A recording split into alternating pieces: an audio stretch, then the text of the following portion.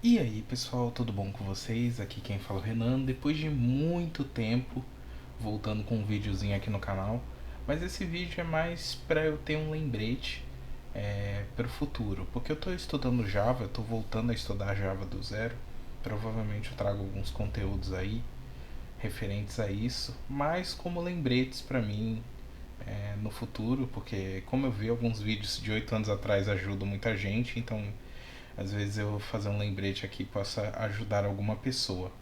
O lembrete que eu vou fazer hoje são sobre os tipos primitivos de variáveis do Java. O Java ele conta com 8 tipos de variáveis primitivas, tipos primitivos de variáveis. Eles estão aqui listados e eu vou explicar para vocês um pouco. Nós temos 4 tipos de variáveis numéricas inteiras, duas de ponto flutuante e nós temos duas de texto. No caso, vou começar com as mais complexas, que são as de inteiros. Vou até colocar aqui.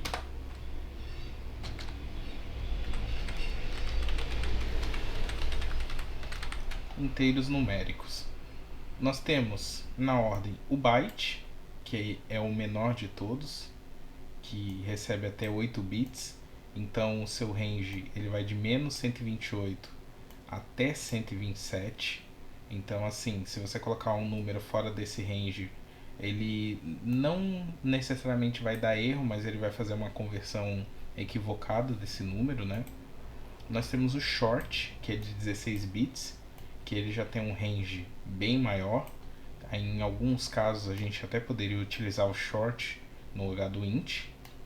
O int, que é o padrão, né, mais utilizado para os números inteiros, ele tem um range de 32 bits, então ele vai de menos 2 elevado a 31 até 2 elevado a 31, menos 1. Que como aqui vocês podem perceber, ele não vai de menos 128 até mais 128, é sempre o menos 1, porque colocando aqui ele já vira para o outro tipo de variável. Então os dois aqui estão identificados com menos 1, que nem esse aqui de cima do short. O long, ele basicamente dobra a elevação, né? Porque ele é de 64 bits. Então ele vai de menos 2 elevado a 63 até 2 elevado a 63 menos 1.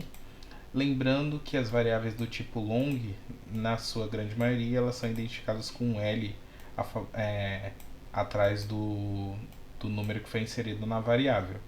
Por padrão, todas recebem zero, mas como elas não estão instanciadas, eu simplesmente posso vir aqui e instanciar. Por exemplo, essa recebe zero, essa recebe zero, coloco zero no int e no long eu posso colocar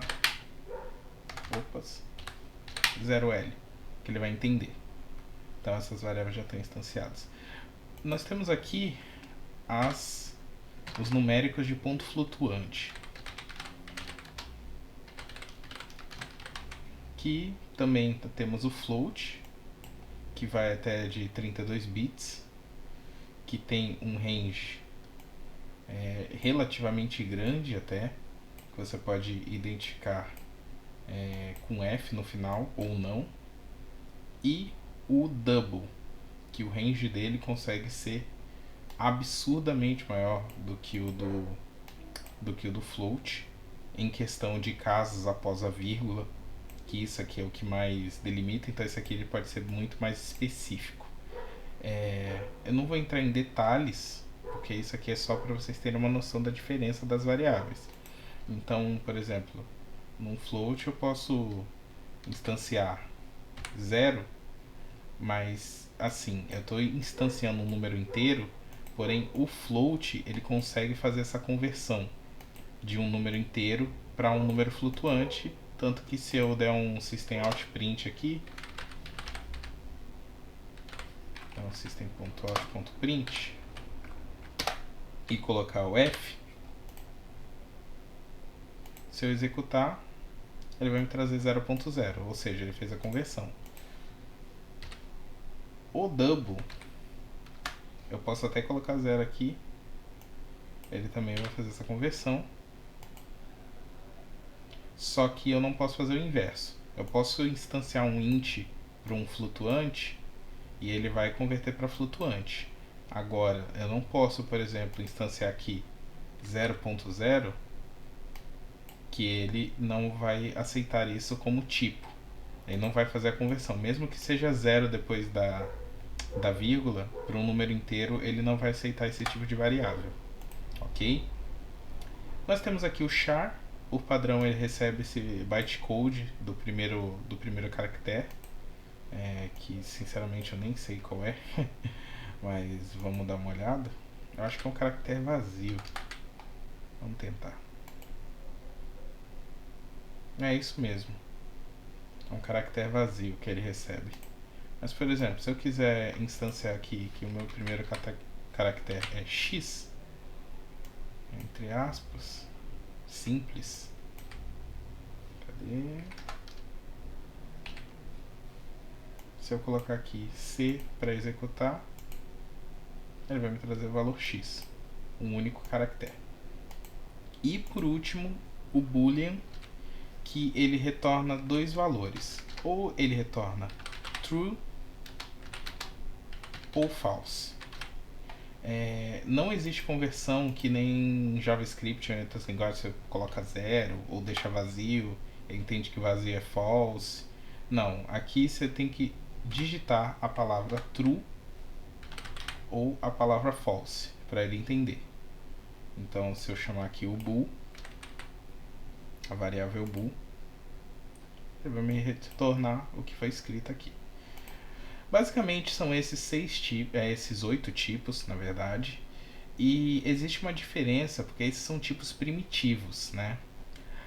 Nós temos também os wrappers no Java, que são como se fossem versões objetificadas desses tipos primitivos. Por exemplo, nós temos o float, só que o float em si, se nós colocarmos float, ponto alguma coisa, nós não conseguimos métodos para utilizar ele como um objeto. Então, no caso, todos os wrappers são a variável com a primeira letra maiúscula. Você percebe que ele te dá uma série de opções aqui, inclusive de métodos, para você manipular os tipos primitivos. Mas isso fica para uma outra aula, ok? Então, se um dia perguntar para vocês quais são os tipos primitivos do Java, é só falar byte, short, int, long, float, double, char e boolean. E vocês também já devem ter entendido que string não é um tipo de variável primitivo do Java. Ele também entra nesses wrappers. Basicamente, ele é um objeto que recebe uma sequência de caracteres. É isso, gente. Valeu. Muito obrigado por essa aulinha rápida e falou!